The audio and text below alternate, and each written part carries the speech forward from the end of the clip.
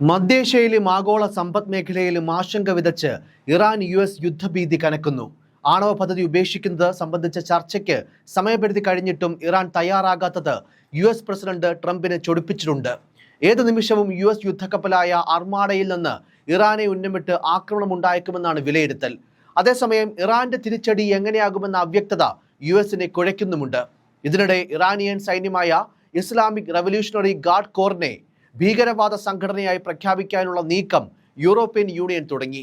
ഇറാനിൽ രാഷ്ട്രീയ മാറ്റം ആവശ്യപ്പെട്ട് പ്രതിഷേധിച്ച ആയിരക്കണക്കിന് പേരെ കൊലപ്പെടുത്തിയെന്ന കുറ്റം ആരോപിച്ചാണ് EUവിന്റെ നീക്കം.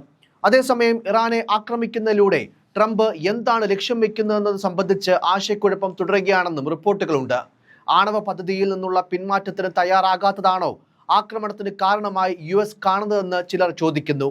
അതോ ഇറാനിലെ രാഷ്ട്രീയ മാറ്റമാണോ ലക്ഷ്യം? US നിന്നോ EUവിൽ നിന്നോ ഏത് വിധേനയുമുള്ള ആക്രമണം ഉണ്ടായാലും അതേ നാണയത്തിൽ തിരിച്ചടിക്കുമെന്ന് ഇറാനും മുന്നറിയിപ്പ് നൽകിയിട്ടുണ്ട്.